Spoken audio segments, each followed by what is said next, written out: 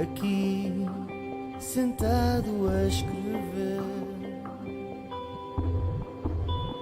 Já não sei por onde vou, talvez venha um dia a saber. Vem dizer, vem contar, saber, e comigo ficarás para sempre aqui.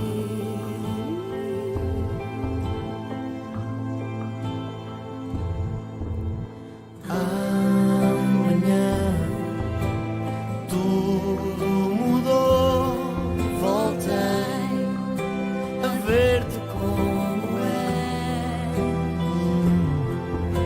Já não sei porque acabou a noite, aquela que nos fez. Vem dizer, vem contar, saber, e comigo ficarás para sempre.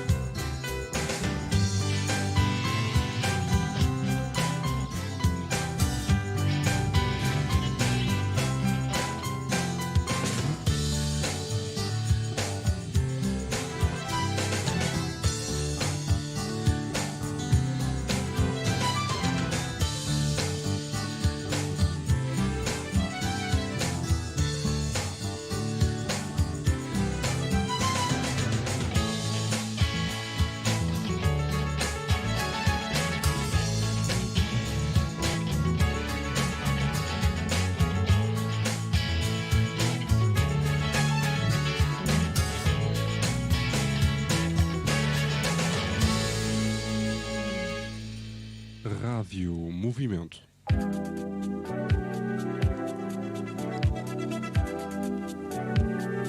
Ao ritmo da sua vida.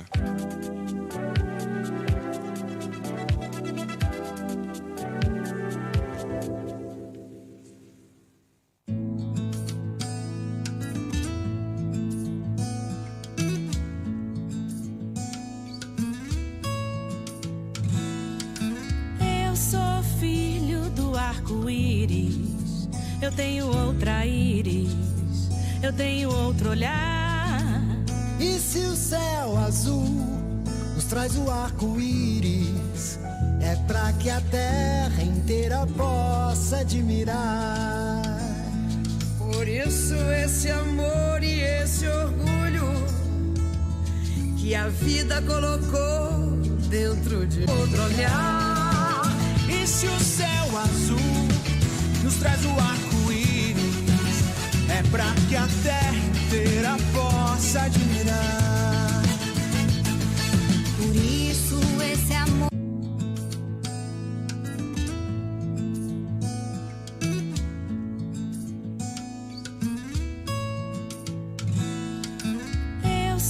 filho do arco-íris.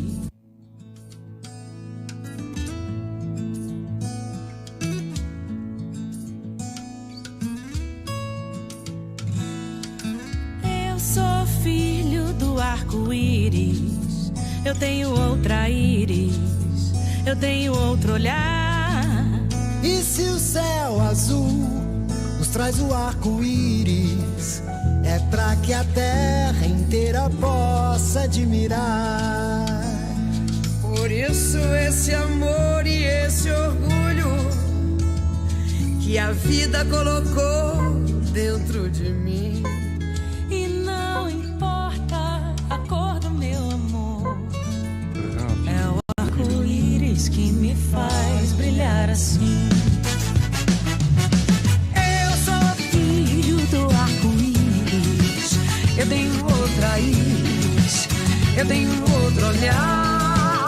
E se o céu azul nos traz o arco-íris, é pra que a terra inteira possa admirar.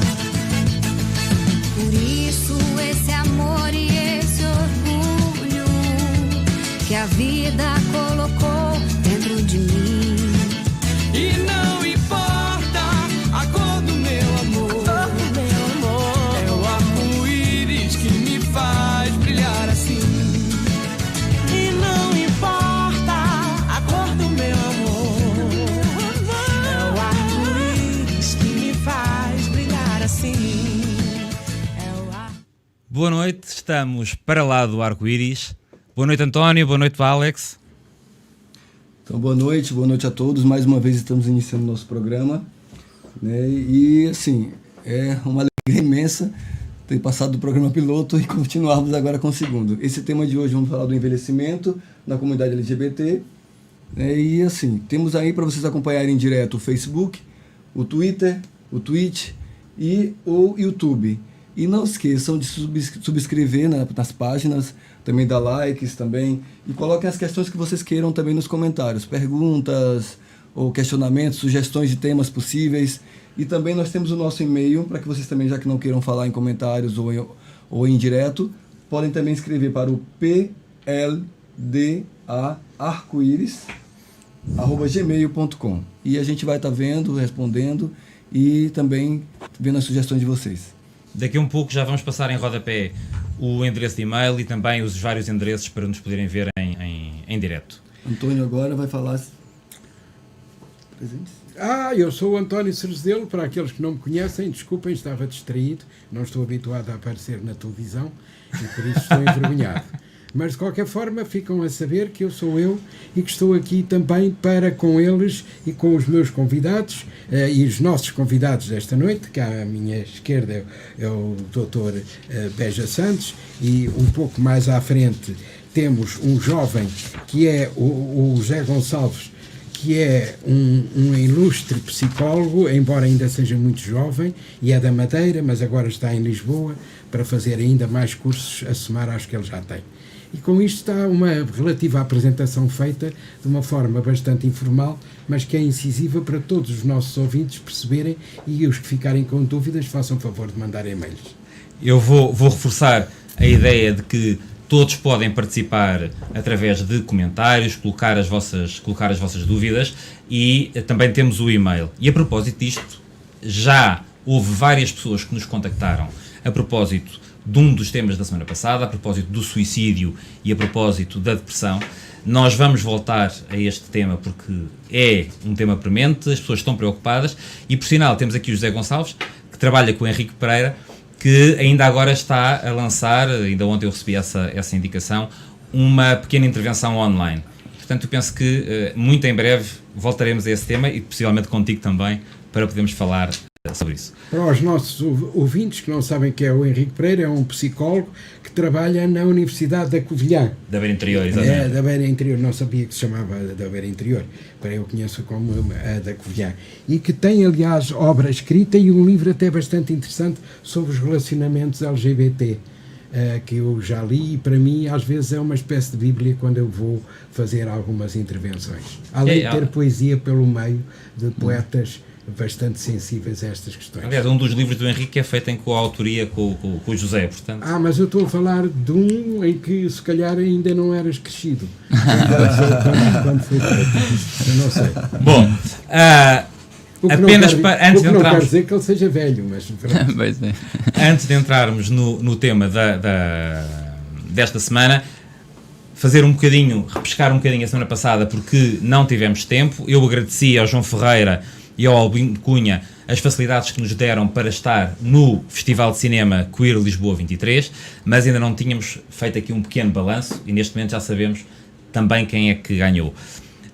O festival abriu com o Indianara, um documentário extraordinário sobre uma transexual, sobre a Indianara Siqueira, que é uma ativista fabulosa no Rio de Janeiro, e o documentário acompanha não só as atividades dela como ativista, a casa onde ela recolhia várias pessoas, a vida privada e, acima de tudo, todo o processo que vai desde um pouco antes do impeachment da Dilma até à eleição do Bolsonaro e todos os problemas políticos que isso deu.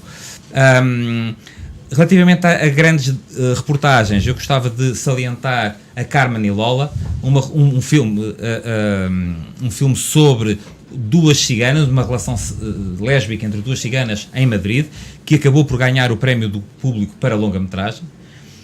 Um documentário muito interessante sobre o Montgomery Clift, feito pelo sobrinho, e que dá-nos uma nova visão muito mais bem disposta e recorrendo a material inédito da família, dizendo que afinal ele não se destruiu por ser homossexual, ele aceitava perfeitamente a sua sexualidade, e principalmente com base em duas biografias que foram publicadas, deram a ideia de que ele entrou no álcool por aí fora porque não aceitava a sexualidade, e é importante.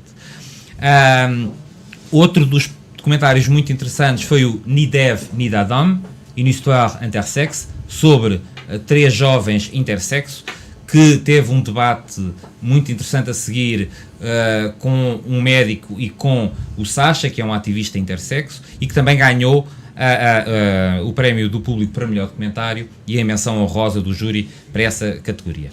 Por último, só para destacar os prémios, do público para melhor filme foi o Sócrates, do Alexandre Morato, do Brasil, e com uma menção honrosa o Greta, que foi um dos filmes que, infelizmente, a ANCINA, a Agência Nacional do Cinema do Brasil, deixou de apoiar, numa censura clara a filmes que abordam, neste caso, a homossexualidade, mas também houve um segundo filme, que foi o Negrum 3, e portanto a ANCINA colaborava com o Queer há muitos anos e não colaborou. Isto foi alvo de repúdio por várias entidades. Eu gostava só de realçar mais e para termos aqui o nosso primeiro momento de música desta tarde, que foi um documentário que se chama The Spark, The Origins of Pride, e que fala exatamente sobre como é que começaram as marchas, um período um bocadinho antes a Stonewall, e depois tudo o que vem a seguir, e centrado em 4 cidades, São Francisco, Nova Iorque, Paris e Amsterdão. E era um documentário que eu diria obrigatório para todas as pessoas LGBTI+, porque nós ouvimos tantos disparates relativamente às marchas, por exemplo, que era importante ouvirem. E então, vamos ficar com a música que a Holly Near compôs para a vigília que se sucedeu ao assassinato do Milk em São Francisco em 73.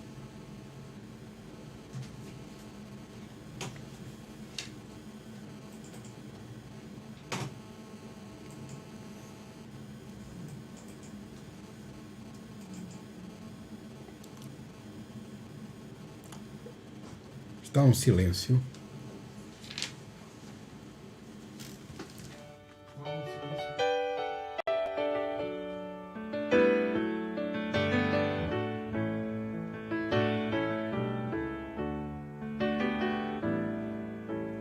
We are gentle and we people, and we are singing for our lives. We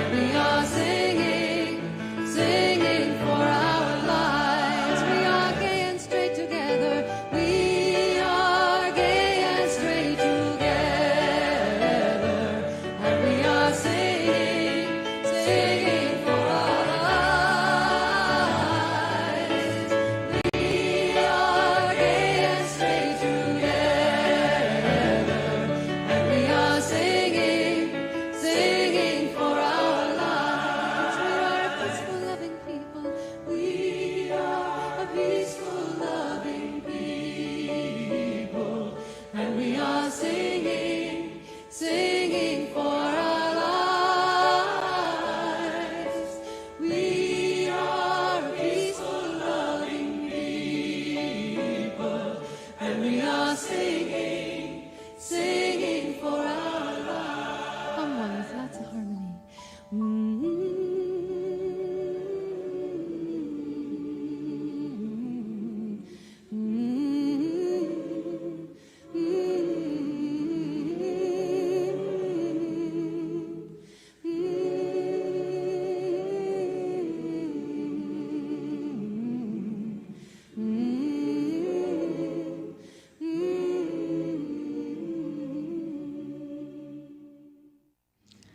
E foi a Holly Near, com uma música lindíssima, que se tornou um ícone. E António, passa a palavra para apresentares então os nossos convidados e dar início ao tema do dia. Agora oficialmente, António, a apresentação. Muito bem. Mas antes de mais... Já temos aqui imensa gente a ver-nos e a mandar beijinhos e abraços e corações. Muito bem. Então, obrigado a todos os que estão aí. Eu aceito os beijos e remeto os corações. Podemos fazer assim, Antônio. Faça a apresentação do Dr. Berja e eu faço a apresentação do José. Muito bem. Então, mas antes de mais, vou agradecer ao Sandro Felipe, que está pela primeira vez a experimentar fazer a parte de trás, que é fundamental para nós, e que ele estava virgem destas coisas. Das outras não sei, mas destas estava com certeza. E agora passo a apresentar o meu amigo Mário Beja Santos. Fomos colegas de faculdade, andámos no mesmo curso, temos 15 dias de diferença de idade, não sei se devo dizer a nossa idade ou não, mas vocês devem desconfiar, andamos pelos 20 e pico.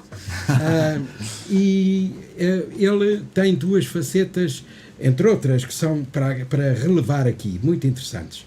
Uma, ele é um historiador e um estudioso da história colonial e particularmente da Guiné. E da Guiné por uma razão simples, que esteve na guerra lá e assistiu ao teatro de guerra, assistiu a muitas mortes do seu regimento, não sei se é assim que se chamava o grupo de tropa que ele comandava, hoje é um incontornável quando se fala da Guiné, das estratégias da guerra que utilizaram na altura os guineenses que queriam a liberdade e das estratégias que utilizou o exército português também para não perder a guerra que acabou por perder. Mas esta é uma faceta dele, e a segunda faceta dele é que é um estudioso também, simultaneamente, há muitos anos, das questões da saúde. E é bastante considerado por isso e está em vários fóruns nacionais e internacionais a este respeito. Além de ter estado também na Comunidade Europeia, mas aí foi na defesa do consumidor. Ele trata de problemas de envelhecimento e trata de problemas de saúde, sobretudo dos idosos, a vários níveis. E tem várias obras publicadas que tratam destas questões. Não é uma nem duas. Eu não sei quantas serão, mas são várias. Quantas são? Não vou dizer. Não diz, tem vergonha. Mas são várias. António, deixa-me interromper-te só para dizer que temos aqui o Jorge Ventura Santos a ver-nos, que te manda um abraço e diz: daqui um hetero a seguir-vos. Agradeço muito. Diz-lhe ele que gosto muito de ser seguido pelos héteros. Ele está a ouvir. Sim, mas eu quero que ele me ouça. Eu gosto muito de ser seguido pelos héteros, e se for na rua ainda melhor. Muito bem, então nós temos também o nosso segundo convidado, que é o José Alberto Ribeiro Gonçalves, que é licenciado em Ciências Psicológicas pela Universidade da Madeira e mestre em Psicologia Clínica pelo ISPA, Instituto Universitário. Iniciou sua atividade clínica na área da psicologia pediátrica em contexto hospitalar, no Hospital de Santa Maria, e atualmente efetua estágio profissional da Ordem dos Psicólogos Portugueses na área da psiquiatria geriátrica, Hospital Júlio de Matos. É doutorando na especialidade de psicologia clínica no ISPA e membro do William James Center for Research, onde desenvolve a sua investigação na área do envelhecimento e sexualidade. Possui na sua produção vários artigos científicos nacionais e internacionais e capítulos de livros, predominantemente na área da saúde LGBT na idade avançada. Então, para iniciarmos a conversa, vamos conversar então com o Dr. Beja Santos, fazendo uma rápida apresentação sobre o seu trabalho, sua pesquisa, e em seguida abrimos o espaço para alguma discussão, algumas perguntas, se assim for surgindo. E em seguida, depois, o José, a gente também começa. Mário, a palavra é sua. Muito obrigado. Faça favor de dar Em a primeiro lição. lugar, quero agradecer o convite e dizer que estou com imensa satisfação na vossa companhia falar do envelhecimento, que eu chamo envelhecimento bem-sucedido. É um conceito. Vou explicar porquê. Bom, levei uma vida profissional de 40 anos em que falava de consumidores e a certa altura a faixa sénior relevou-se por vários problemas. A debilidade física, as quedas, os medicamentos é uma questão fundamental, porque muitos dos séniores não se apercebem das alterações que se vão dando na parte biopsíquica e, por conseguinte, há uma questão nova que é a informação. E descobri também, e é isso que gostaria de pôr à vossa consideração, que a percepção de qualidade de vida é fundamental. Perdão. É fundamental por uma razão simples. Nós falamos das alterações do corpo e esquecemos das expectativas do bem-estar. E é desta conjugação que eu tenho, nos últimos anos, feito alguma investigação e, sobretudo, divulgação. E julgo que é fundamental falarmos de ganhos em saúde, criarmos uma cultura de capital de saúde, que deve ser uma coisa que deve preocupar o Ministro da Educação, o Ministro do Ensino Superior, o Ministro da Justiça, os Ministérios da Saúde, da Justiça, da Segurança Social, porque o envolvimento é tão grande, que quando falamos de que, neste momento, com tendência a aumentar a percentagem, ultrapassamos os 20% de séniores. Isto quer dizer, na prática, que 1 em cada 5 portugueses tem mais de 65 anos. E isto levanta problemas de ocupação, levanta problemas de urbanização, como organizar o espaço, coisas tão comezinhas como, por exemplo, mictórios ou casas de banho, banhos públicos, coisas tão importantes como acidentes com medicamentos, hospitalizações desnecessárias, porque estamos a falar de um segmento da população que tem polimedicação, tem, portanto, politerapêuticas, são polimedicados porque têm polipatologias. Polipatologia significa que, de um modo geral, a partir dos 65 anos e regra geral, temos mais de duas patologias. Isso significa que é preciso imenso cuidado para a abordagem dos estilos de vida saudáveis. A questão da qualidade de vida, e vou tentar agora fazer a interseção que tem a ver com o tema de hoje, que é o setor LGBTI, é a percepção da qualidade de vida. As dificuldades que há, primeiro, no diagnóstico destes séniores. O António há muito que me tem vindo a pedir colaboração para este tipo de atitude reflexiva.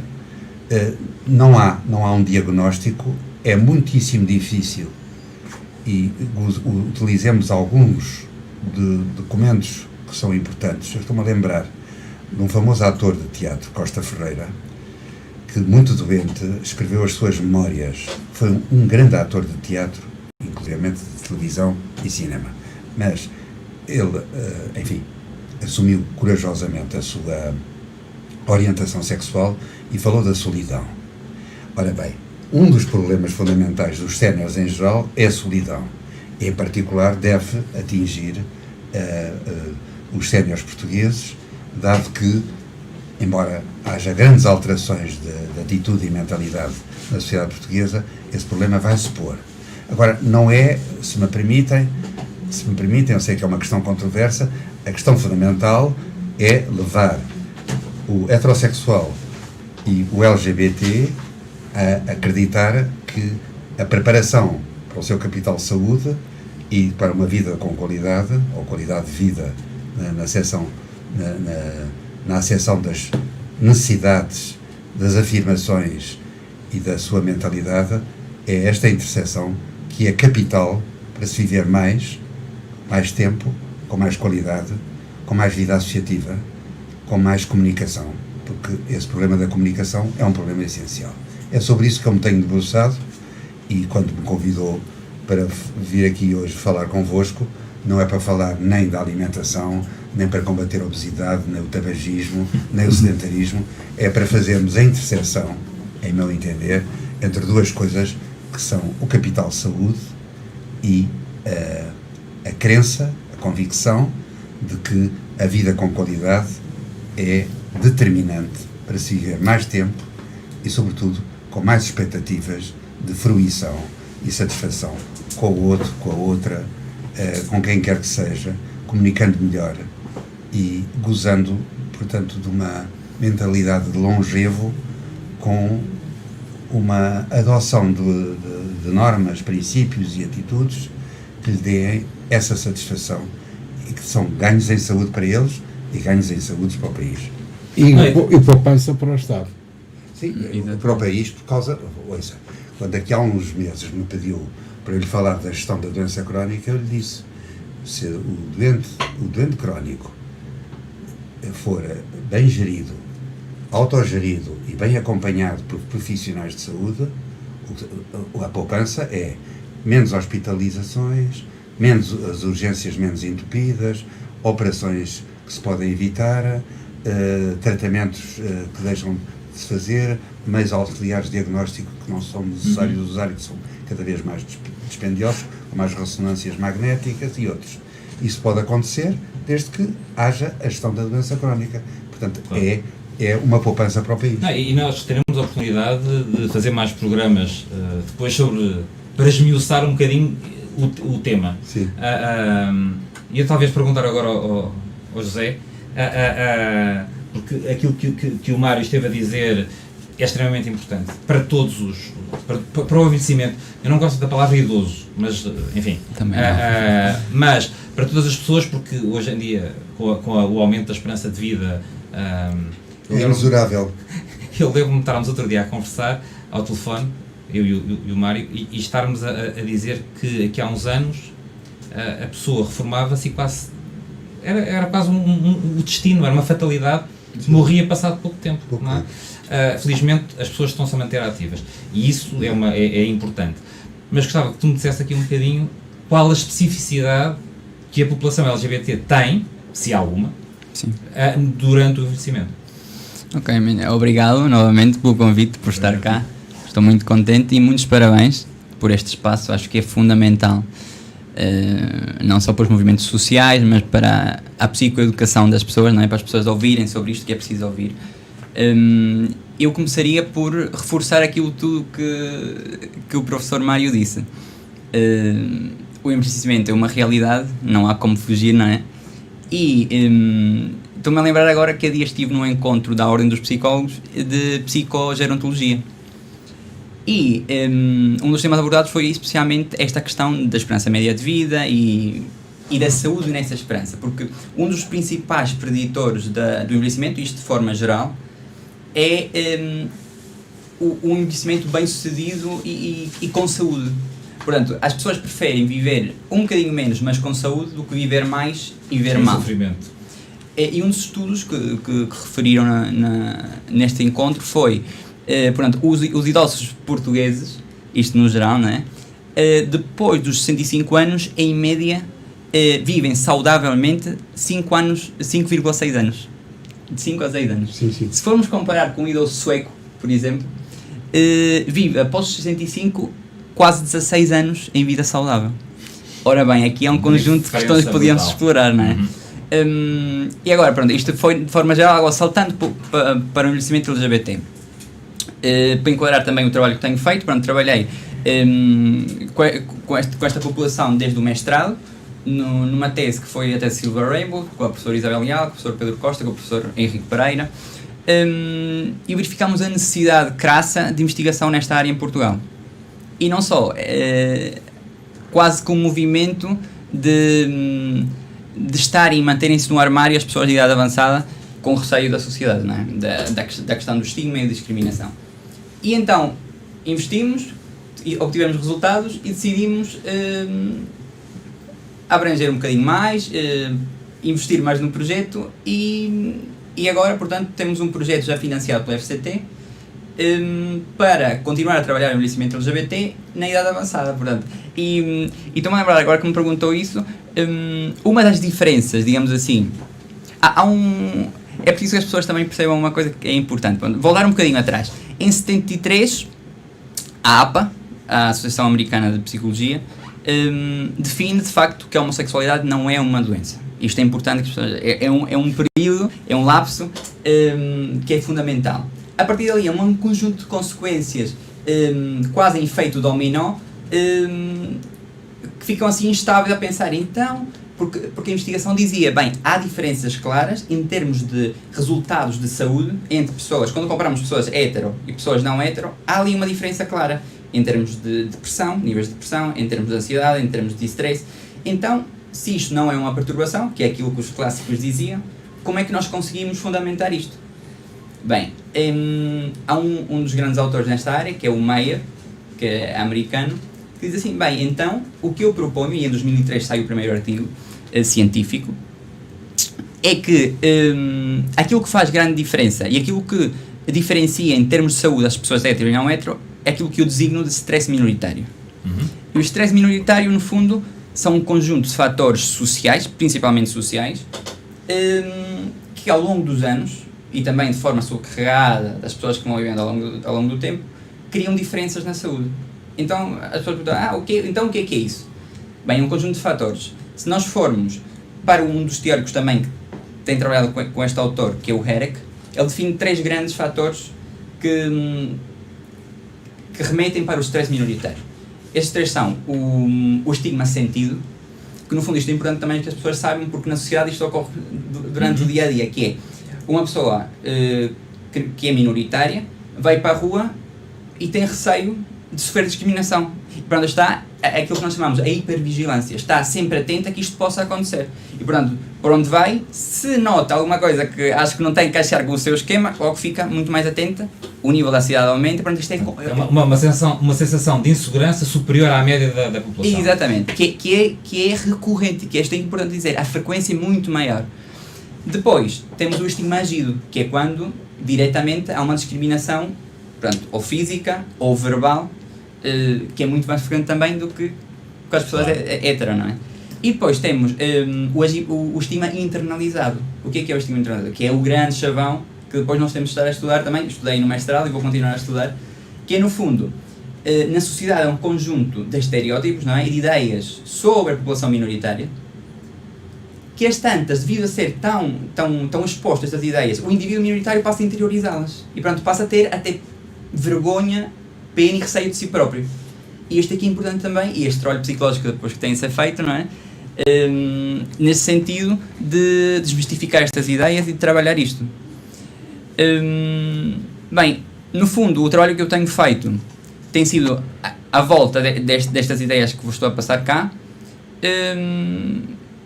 e o projeto que em princípio vamos iniciar agora em janeiro, numa primeira fase vamos estudar como é que as famílias, como é que estas pessoas depois têm lidado com as suas famílias, porque aqui há uma questão ambivalente na investigação, que é as famílias, por um lado, podem ser uma fonte de apoio e de recurso quando as pessoas precisam, não é? Mas por outro lado também, por isso são a maior fonte de rejeição.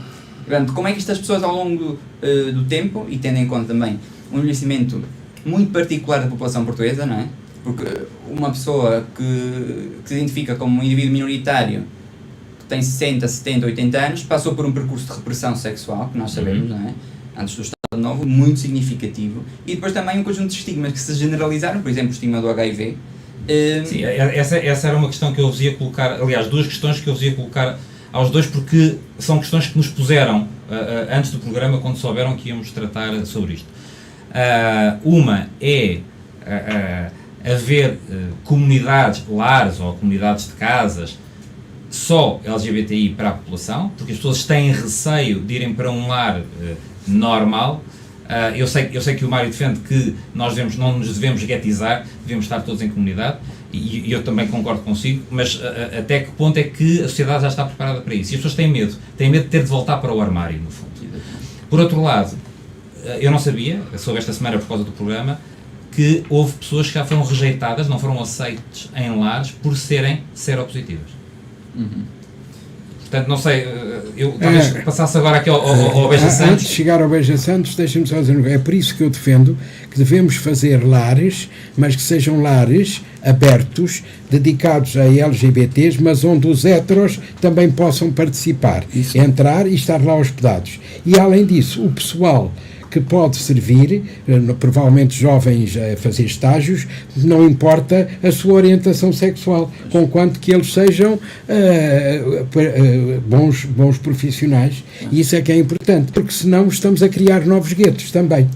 E temos de desguetizar as pessoas, todas elas, tanto libertar os heteros como libertar os LGBTs. Os dois precisam de libertação. E eu acho que um ponto interessante que o José agora comentou sobre o estigma interiorizado, talvez é isso que pode também ser um dos motivos de causar essa volta ao armário, porque ele já veio de um processo enorme, né, do espaço dos 3 estigmas, além da sociedade e da família que não dá esse apoio. Então, quando ele se sente realmente rejeitado e tem que ir para um lar onde ele sabe que talvez pode também sofrer repressão ou preconceito por estar lá e por ser LGBTQI, então ele já começa a voltar para o armário a partir daí. Sim. Talvez não por escolha, talvez não porque achar que, mas talvez por autoproteção. Exatamente. É um mecanismo depois que se adota, não é? À medida que vamos lidando, todos nós somos muito inteligentes em lidar com o ambiente. À medida que o ambiente vem mudando, nós também vamos nos ajustando e vamos lidando com isso. E é importante agora dizer, aquilo que referiu, que quando nós perguntamos, isto é público, mas é uma partilha depois de trabalho que tenho com o professor Henrique, por acaso estive ontem com ele. Quando nós perguntamos às pessoas de idade avançada, eu não gosto também de dizer idosos, prefiro idade avançada, um bocadinho mais inclusivo, mais geral, LGBT, se querem ir para um lar que seja só LGBT, eles dizem que não. O que eles dizem é, eu quero ir para um lar onde eu seja aceito como eu sou, em que não seja discriminado, em que seja incluído. Portanto, naquele sentido que o António está a dizer. Portanto, o lugar onde eu estou não faz diferença. A questão são as pessoas que lá estão, claro, e a forma como me olham, a forma como me tratam. E aí é ali que é o ponto principal que nós temos que trabalhar e que a sociedade tem que trabalhar. Porque nós muitas vezes vitimizamos, desculpem lá já agora, vitimizamos a pessoa LGBT que sofre muito e não sei o quê, mas na verdade há um outro polo que é verdadeiro, que é estas pessoas são muito resistentes, portanto ao longo dos anos têm criado mecanismos para lidar com esta, porque nós colocamos mecanismos de salvaguarda. Pois é, colocamos a pessoa heterossexual uns dias à exposição do stress que tem uma pessoa minoritária e logo repara que não é assim tão fácil e portanto há um conjunto de mecanismos também psicológicos que já preparam, que surgem.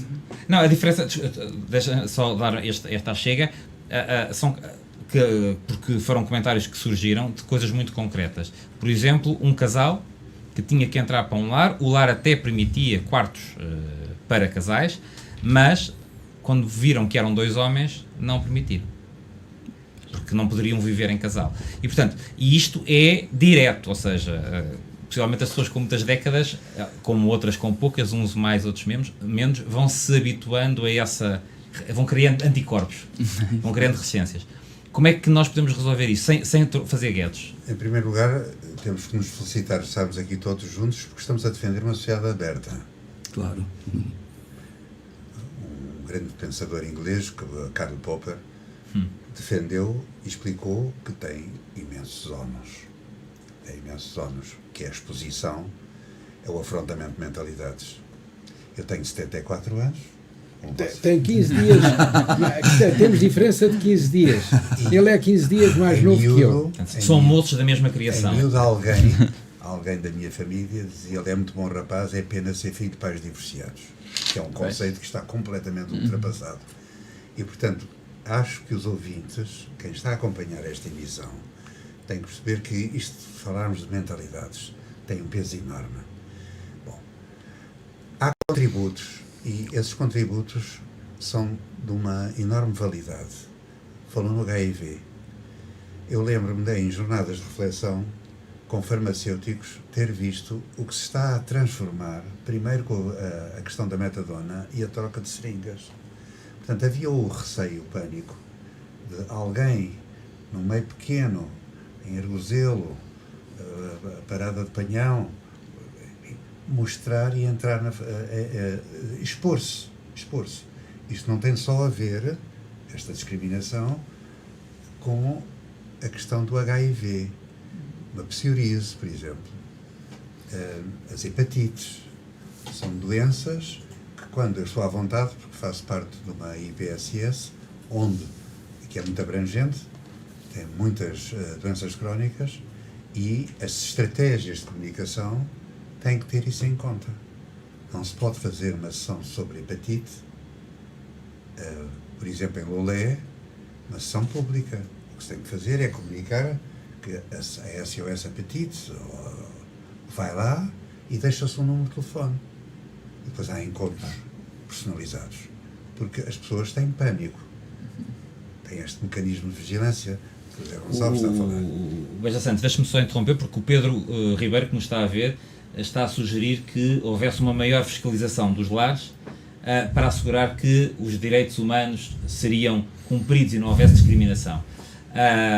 Mas os lares são, atenção, os lares privados têm a total liberdade de aceitar e fazer as regras do jogo. Como há poucos lares bons, não são em quantidade suficiente, retifico o que disse, não são em quantidade suficiente, a procura de um lar onde uma pessoa seja tratada com dignidade, etc., há falta deles. E, portanto, esses lares sentem-se com uma capacidade de escolha, de decidir quem entra. São eles que estabelecem as regras da inclusão. As regras da inclusão no futuro dependerão de uma atitude de sociedade aberta, em que as pessoas são respeitadas não pela sua orientação sexual, não pela sua doença crónica, mas porque faz parte estatutariamente da sociedade. Nós já tivemos o problema do escravagismo. Nós temos preconceitos raciais, temos preconceitos sociais.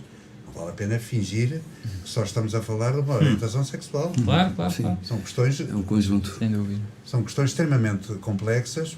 Não vale a pena sectorizarmos o problema só porque é a orientação sexual. Estamos, evidentemente, a dar-lhe importância porque é o tema de hoje. Isto é impressionante. Eu vou ter que dizer isto várias vezes todas as semanas, mas o tempo voa aqui em rádio, não é? Isto já vai falando e de repente... E eu não queria deixar o tema e passarmos para a parte cultural sem perguntar ao António sobre o projeto vocacionado, direcionado para este problema que é a Opus Diversidade está a desenvolver. Já vem fazendo há muito tempo, já tivemos 2 ou 3 projetos neste quadro, que é, partimos do princípio que o envelhecimento e a saúde deve ser para todos. E que na cidade de Lisboa temos de ter em consideração 2 grupos sociais. O grupo social dos heteros, que tem uma parte de doenças iguais aos que têm os homossexuais. Se tiver reumático, não há reumático homossexual. É reumático, só reumático e pronto. Deixa-me interromper porque isto é importante. Um abraço do México. Estão-nos a ver no México. Bom, muito bem. Um abraço para México, é? E viva México. E viva México. Eu ia dizer que depois há uma outra vertente que já foram aqui apontados as maleitas psicológicas que podem atacar um homossexual e que já vem atacando ao longo de toda a sua vida. Eu, por exemplo, vivi praticamente 32 anos debaixo do fascismo, portanto interiorizei muitas coisas que não me libertei no dia seguinte ao 25 de Abril, fui-me libertando ao longo dos tempos. E hoje penso que sou mais livre do que era, mas há muitas pessoas que não o são, que não se libertaram, por várias razões, não vale a pena estar aqui a escamoteá-las. Portanto, há aqui nesta questão da saúde, há que considerar, e nós consideramos para as perspectivas que queremos tratar, o plano intelectual, o plano psíquico e o plano físico. São três escalões que têm de ser considerados, mas têm de ser considerados e casados entre si, uns com os outros. E depois há um outro plano a que nós damos importância, talvez por causa da questão que é maior problema, entre aspas ou sem aspas, da nossa vida, que é a sexualidade. Mas nós também sabemos que a sexualidade é importante em todas as idades, mas há uma vergonha para aceitar a sexualidade a partir de uma certa idade. E é uma vergonha que atinge mais as mulheres, evidentemente, e atinge bastante os homens, a menos que eles sejam presidentes do Futebol Clube do Porto. Os outros estão falhados. E, portanto, têm de se libertar desse complexo futebolístico e entrarem realmente na sua vida, aceitarem a sua vida sexual e a necessidade de a terem, porque lhes traz alegria, lhes traz conforto e lhes traz libertação. Porque eu defendo que a sexualidade é libertária, é libertina e traz liberdade. E a liberdade obriga e ajuda as pessoas a construírem-se civilmente e a construírem-se publicamente e a serem mais úteis à sociedade, seja em que tempo for e seja em que idade for. E, portanto, um homem realizado ou uma mulher sexualmente, em qualquer idade, é uma mulher ou um homem muito mais feliz, que pode dar muito mais aos outros do que aquele que é reprimido. Então, o seu projeto. Vamos falar do projeto. Antônio, e o projeto? O projeto está em andamento? Quanto tempo dura? Eu tenho que ter uma certa reserva, porque pode parecer pressão que o projeto está em submissão. Portanto, tenho que ter essa reserva. Mas este projeto é a continuação dos outros. Portanto, sabemos que os homens e as mulheres precisam de afetos. E precisam de afetos humanos, mas de afetos animais. Há pessoas que têm o cão ou o gato como se fosse um filho ou um parente e sofrem com a morte dele. Aliás, eu, quando morreram os cães, fiquei sempre tristíssimo e já tive vários. E o último que tive, eu disse, não quero ter mais nenhum, que não quero sofrer. Mas depois enganei-me e voltei a ter outro. Portanto, temos que saber que os afetos são importantes na vida das pessoas, são construtivos, temos de incentivar os afetos em todas as pessoas. Podem ser afetos amorosos ou afetos de afetividade só, mas ambos as posições são importantes e nós queremos incentivar isso. E também queremos que, a par da afetividade, pôr a sexualidade também como um dos temas da vida das pessoas, mas sabemos também que a abordagem não pode ser igual. Temos que ter alguns cuidados nisto. E, por exemplo, o nosso projeto é abrangente para heterossexuais de idade e para homossexuais, porque se nós disséssemos que o projeto era só para homossexuais, não aparecia ninguém. Homossexuais, incluindo também trans, inter... tudo isso. Sim, Então a gente costuma-se dizer, entre aspas, todo burro come palha, a questão é sabê-la dar. E nós estamos a tentar dar essa palha da sexualidade aos idosos, e para ver se eles a comem, para se libertarem. Esta palha que estamos a falar é uma palha muito doce, que é uma palha agradável, mas de que eles têm vergonha em falar. E depois há todos aqueles estigmas. Uma mulher, eu vou dizer, um homem de 80 anos, se tiver uma namorada, uma amante de 20 anos ou 25, as pessoas, o gajo é que é bom, ele é que a sabe dar, ele é que a sabe toda. Se for uma mulher, a gaja tem um chulo. E pronto, ficamos por aqui. E vamos ficar mesmo por aqui agora, prometendo voltar e pedindo desde já a disponibilidade, agradecendo a vossa disponibilidade e pedindo-a desde já para uma nova oportunidade, porque este tema vai ser abordado com certeza, até tendo como base os comentários que estamos a ter. Nós escolhemos para este intervalo, para a saída e entrada do Tito Lívio, uma música que é a Canção dos Velhos Amantes, do Brel, mas com a adaptação que a Rosa Lobato Faria fez, porque a letra é tão bonita que merece ser ouvida em português, e interpretada pela Mísia. É lindíssimo. Só queria então aqui agradecer a Marta Ferreira, que mandou parabéns pelo programa, e também ao Joaquim Pereira, que está nos assistindo do Porto, da cidade do Porto, e também está fazendo elogios aqui para nós. Muito obrigado. Então, muito obrigado a todos os ouvintes. Nós temos aí 28 ouvintes pelo Facebook e temos 10 ouvintes, né, pelo YouTube. Está aqui a emissão partilhada, está aqui com imensa gente. O Ricardo Raposo também está a dar os parabéns e está a gostar muito da conversa. Bom, obrigado. Vamos ficar com a Mísia. Até já.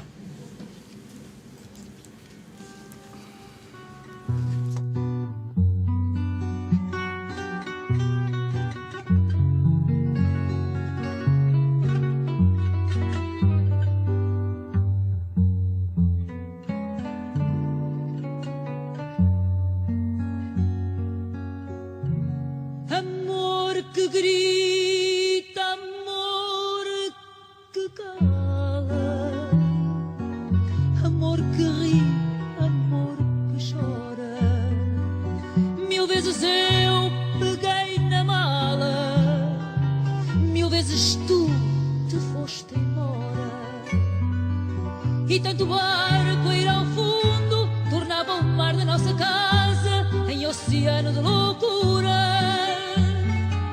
Quando oscilava o nosso mundo e eu perdia o golpe de asa e tu o gosto da aventura. Ai, meu amor, meu doce eterno e deslumbrante amor, amor à chuva, amor em sol maior, amor demais, amor eterno. Conheço bem os teus desejos e tu as minhas fantasias. Morreste em mim todos os beijos, nasci em ti todos os dias. Se muita vez fomos traição e muita vez mudou o vento e muito gesto foi insulto, em tanta dor de mão em mão nós aprendemos o talento de envelhecer sem ser adultos. Ai, meu doce, eterno e deslumbrante amor, amor à chuva, amor em sol maior, amor demais, amor eterno. E quanto mais o tempo passa e quanto mais a vida flui e quanto mais se perde a graça do que tu foste e da que eu fui, mais a ternura nos aperta, mais a palavra fica certa, mais o amor toma lugar. Envelhecemos mais depressa, mas nos teus olhos a promessa vai-se cumprindo devagar. Ai, meu amor, meu doce eterno e deslumbrante amor, amor à chuva, amor em sol maior,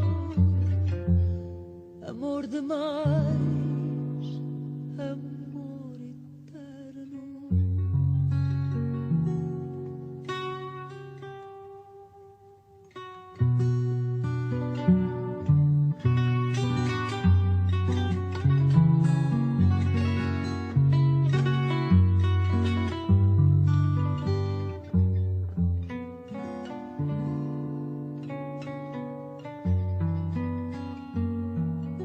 Ai, meu amor, meu doce eterno e deslumbrante amor, amor à chuva, amor em sol maior, amor demais, amor eterno.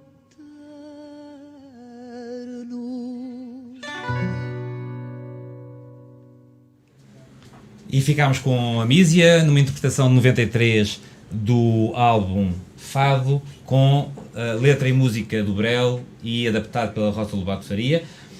Antes de passar a palavra ao Tito, dizer que temos a Ana Isabel a ver-nos de Leeds, a dar parabéns pelo programa, e também a Paula Machado a dar-nos os parabéns e dizer que é um excelente programa de informação e de reflexão. Temos também o Paulo Jorge Moreira, também que está nos acompanhando pelo Facebook, e o Alexandre Cunha também nos deu os parabéns e que continuemos com esse programa, que é um excelente programa, e manda abraço a todos também. E agora o nosso Tito para o nosso para o teu magazine cultural e hoje vais falar sobre o Dor e Glória, o último filme do Almodóvar, do Pedro Almodóvar, um grande cineasta e que eu pessoalmente considero o melhor filme de toda a carreira dele. Queria dar também um boa noite a todos aqueles que nos ouvem. Tu também viste o filme, não? Vi o filme e quando me disseste que seria desse filme que irias tratar hoje, achei muito apropriado, porque não se pode dizer que o Almodóvar seja velho, mas está num processo de envelhecimento e isso é claro no filme.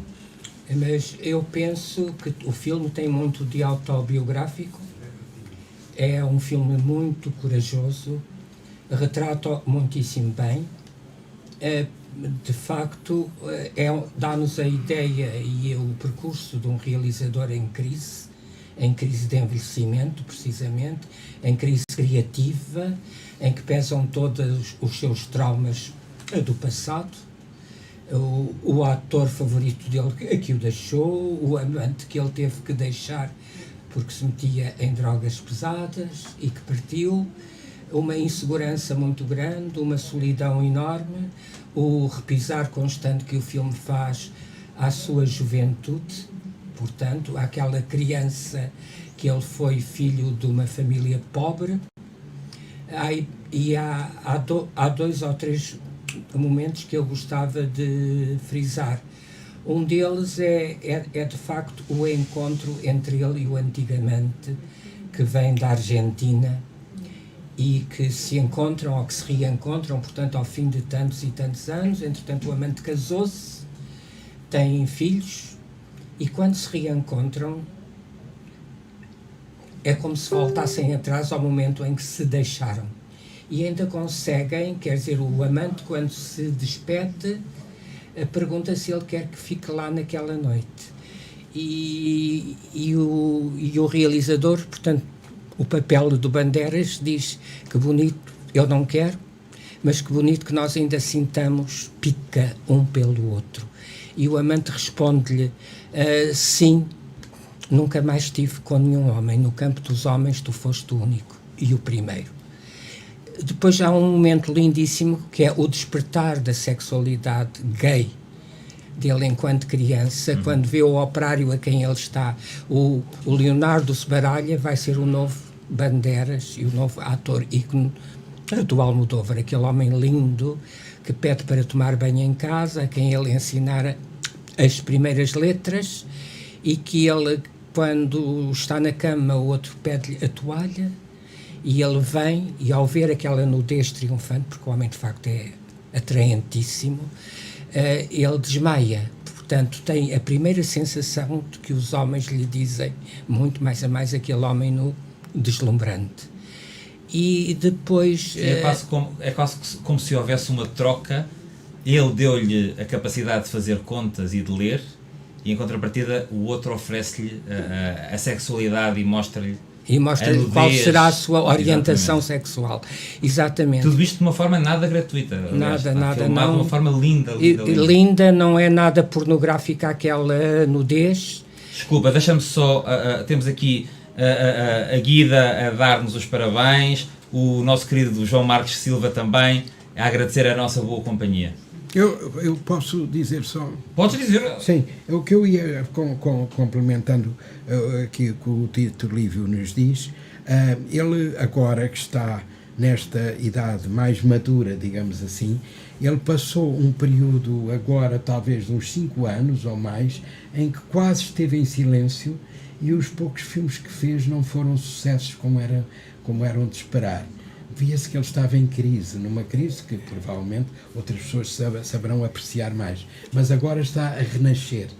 E a renascer com a força que ele já tinha nos filmes anteriores, que eram filmes de juventude, com a graça que se tem quando se tem aquela idade. E este filme marca o reencontro dele com o António Bandeiras, que foi um ator ícone dele e que depois, cativado por Hollywood, passou a ver quem está quem está casado com a Penélope é o Javier Bardem. Não, eu estou a dizer, e também com a Penélope. E também O regresso da com a Penélope. Mas enquanto a Penélope e o Javier Bardem foram para Hollywood... Quem está casado com a Penélope é o Javier Bardem. Não, eu estou a dizer, e também com a Penélope. Mas, portanto, enquanto o Javier Bardem e a Penélope Cruz foram para Hollywood e fizeram ótimos... Deixa-me dizer, porque isto é direto, isto tem graça. Não é? O António queria ver-se e ouvir-se no portátil que tem à frente. Não e claro, é portátil, é no como, computador. e como isto tem um delay entre o streaming e o direto, começámos a ver ouvir as vossas vozes em Mas eu estava-te a dizer que o António Bandeiras em Hollywood foi um Latin lover. Portanto, não teve papéis Deixa-me só colocar-te uma questão, porque uma das críticas, a maior parte das pessoas gostou muito do filme, uma das principais críticas foi não é igual aos de antigamente, como o Tito dizia, não tem aquela alegria. Para mim, isso é sinal de maturidade. O Almodóvar retratou muito a movida madrilena dos anos 80, dos anos 90. Nos últimos anos já começou a fazer alguns filmes mais... o Tudo Sobre a Minha Mãe é um caso desses. O Tudo Sobre a Minha Mãe, o Na Minha Pele, sim. Que é relativamente recente. Há uma maturidade dolorosa com uma certa dor que traz a experiência de vida. Eu devo dizer que conheci o Almodóvar e grande parte dos atores dele quando fui 2 vezes júri do defunto, porque já não se dá Festival de Cinema Gay de Madrid. E estive uma noite com eles todos, num cocktail, depois saímos, fomos para um barzinho, etc. E conheci-o pessoalmente e gostei muito dele. Eu lembro, desculpa Tito, eu lembro que, assim, na minha juventude, um dos filmes que marcou muito do Almodóvar foi A Lei do Desejo. É claro. Né, que para mim, assim, foi um ícone que me fez também me ver e ver a realidade LGBT de uma forma bem diferente. Então, com esse filme novo, realmente se percebe um pouco da maturidade, da forma de tratar essa questão, ou até mesmo da forma que as pessoas, que o personagem se declara ou se mostra a sua sexualidade. E é engraçado esta referência do Alex, porque há quem diga precisamente que o filme que é retratado no filme, penso que se chama O Beijo, não é? Faz referência à Lei do Desejo. E há uma coisa, eu associo muito a este filme. Vários realizadores fizeram uma espécie de autorretratos em filmes. O 8,5 do Fellini e um filme que é o All That Jazz com o Roy Scheider, o mesmo que fez O Tubarão, um ator magnífico, em que ele é posto até perante a própria morte, que era a Jessica Lange no início da sua carreira, e que ele todos os dias levanta-se, é um homem que já está perto ele sofre do coração, está perto da morte e todos os dias se levanta e põe o concerto para 2 trompetes do Vivaldi e olha para a cara dele ao espelho, uma cara acabada já, e diz The show must go on. Portanto, e de facto, desculpa Tito, The show must go on, o programa está a acabar. Nós qualquer dia temos que propor fazer um programa de 2 horas. Posso só uma coisa, já que se falou do envelhecimento, a Amália, quando a censuravam de não ter a mesma voz de antes, dizia: ninguém pede ao Frank Sinatra que deixe de cantar. Olha, nem a propósito. Bom, deixa-me só dizer aqui uma coisa. Os primeiros filmes do Almodóvar que eu vi e que gostei muito tinham alguma coisa de surrealista na vida das pessoas. E eu achei isso muito interessante. O contraste entre a vida real e o contraste de uma vida surrealista que ele recriava, mas que se encaixava na nossa. Eu agora vou menos ao cinema porque não gosto de sair à noite sozinho e não tenho companhia, e por isso só posso ver os filmes que passam em casa ou que já estão. Convide que eu vou com você. Pronto, estamos aqui. Já não é mau. Bom, agradecer a todos que estiveram aí a ouvir-nos e a ver-nos, dizer que para a semana vamos falar, o tema vai ser a visibilidade da comunidade LGBTI, e vamos ter como convidados em estúdio representantes de alguns dos portais, como seja o Pois.pt, a 19 e o Portugal Gay, e nós tínhamos pensado em deixar-vos com a Chabela Vargas, que foi redescoberta pelo Almodóvar precisamente numa segunda fase da vida, mas cumprem-se amanhã 20 anos do desaparecimento de uma diva. de uma diva.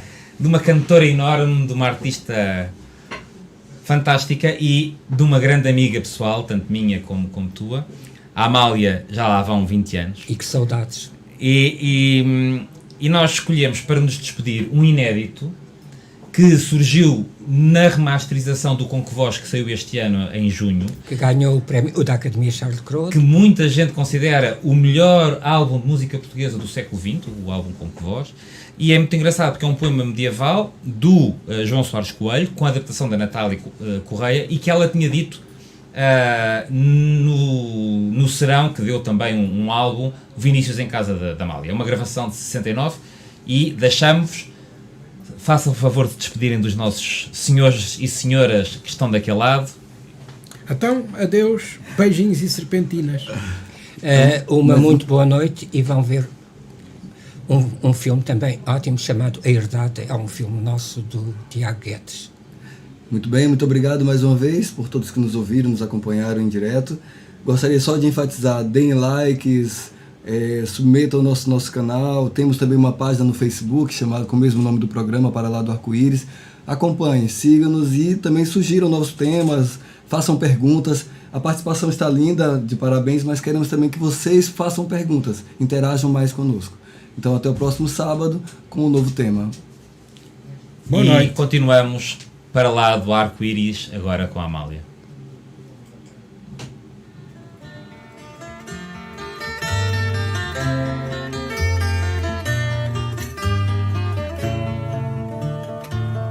Fui à fonte lavar os cabelos, minha mãe, e gostei eu deles e de mim também.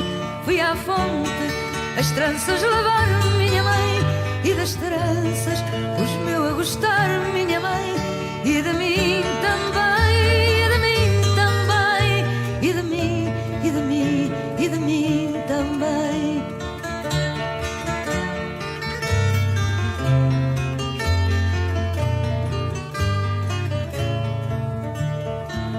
Lá na fonte onde eu gostei deles, vi o dono dos meus cabelos e de mim também.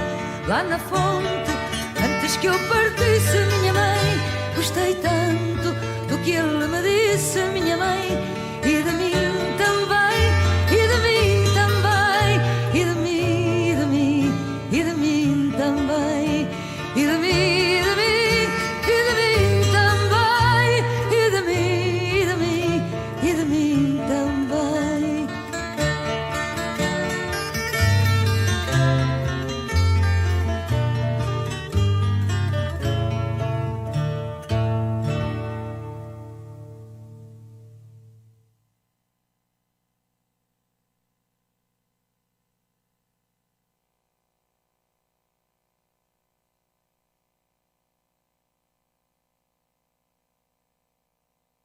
Rádio Movimento.